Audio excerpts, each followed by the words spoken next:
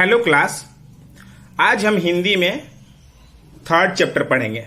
Third chapter है मैं हूं बैंड बाजा। ये एक आत्मकथा है। मैं हूं बैंड बाजा। बैंड बाजा जो है वो अपनी कहानी बताएगा इस पाठ में। ठीक है, चलिए जानते हैं वो अपनी आत्मकथा अपने बारे में क्या बताएगा। प्रायः जीवन में कुछ छोटी बड़ी वस्तुएं होती है। हम अपने जीवन में बहुत सारी वस्तुओं को देखते हैं ना।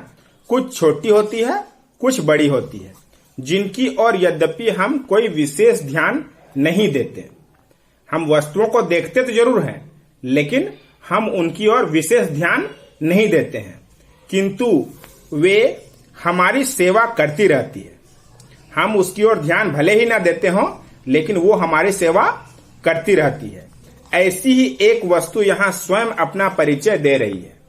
इस पाठ में हम लोग पढ़ेंगे कि ऐसा वस्तु जिसकी ओर हम लोग ध्यान नहीं देते हैं, लेकिन वो अपने बारे में कुछ बता रही है ना। मैं बैंड बाजा हूं। बैंड बाजा अपने बारे में बोलता है कि मैं बैंड बाजा हूं। मुझे तो आप जानते ही होंगे। हम लोग सभी बैंड बाजा को जानते हैं, है ना। बैंड बाजा बजता है, बारातियों में बजता है, बहुत सारे उत्सवों में बजता है बैंड बाजा। मेरी आवाज सुनते ही सबके कदम थिरकने लगते हैं। जब हम लोग बैंड बाजा को सुनते हैं तो हम लोगों के पैर अचानक से थिरकने मतलब हम लोग नाचने को आतुर हो जाते हैं। चारों ओर खुशियां लहराने लगती है। जब बैंड बाजा बजता है तो चारों ओर खुशियां ही खुशियां दिखती है हम लोग को।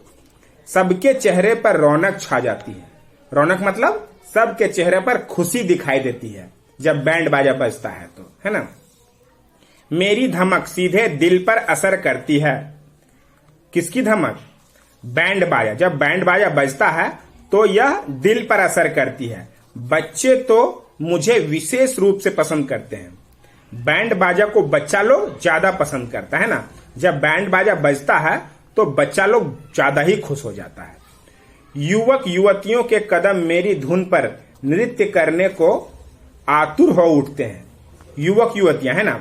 बड़े लोग जो होते हैं युवा, है ना, यानी कि जो 18-20 साल के युवक युवती मतलब लड़के लड़की जो होते हैं, जब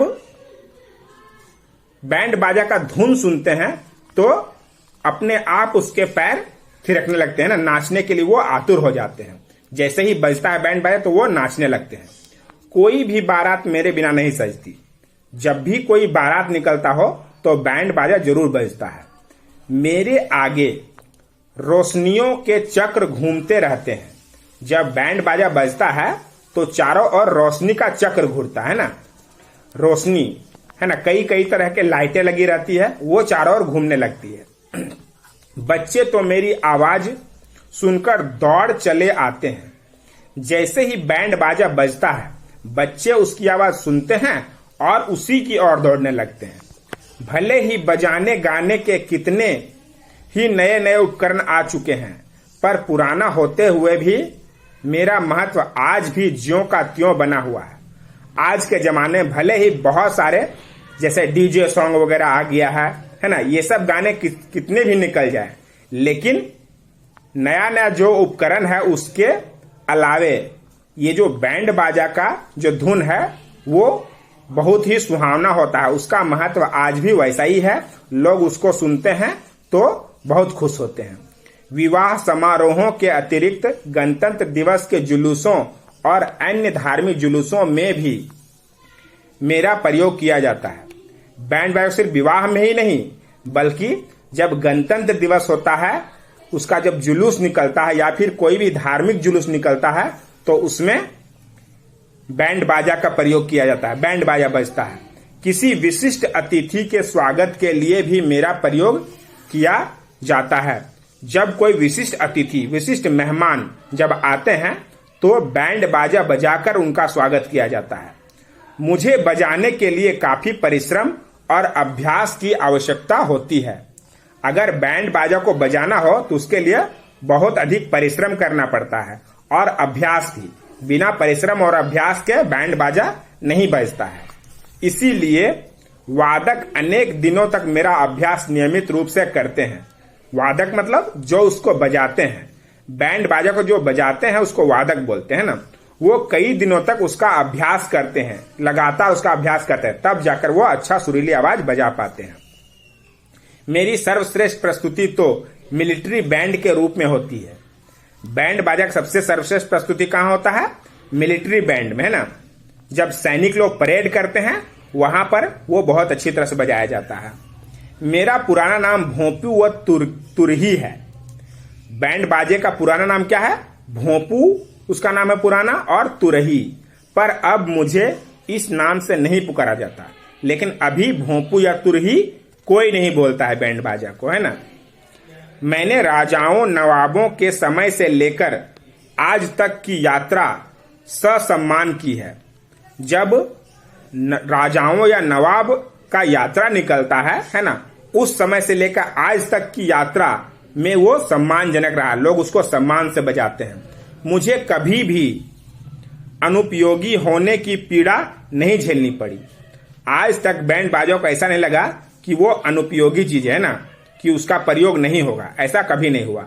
न ही बदलते फैशनों के कारण मेरी कद्र घटी, इसलिए मैं काफी प्रसन्न हूं।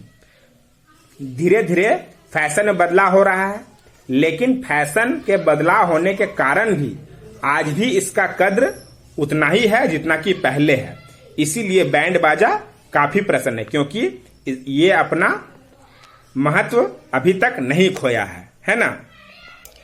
प्यारे बच्चों, आप भी अपने अंदर कोई ऐसा गुण विकसित करो कि सदा आपका प्यार पा सको।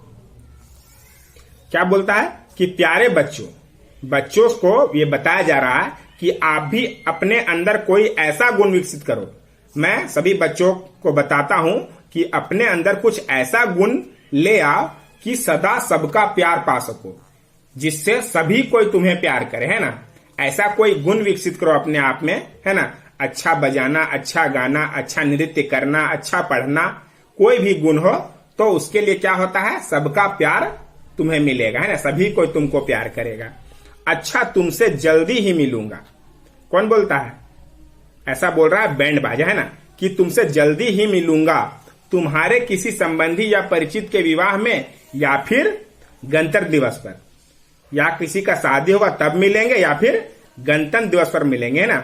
आप लोग सभी उनसे मिल सकते हैं। जब भी कोई शादी विवाह का समारोह होगा तब आप उनसे मिल सकते हैं, या फिर स्कूल में जब गणतंत्र दिवस होगा तब बैंड बाजा को आप लोग देख सकते हैं और उसका आनंद उठा सकते हैं।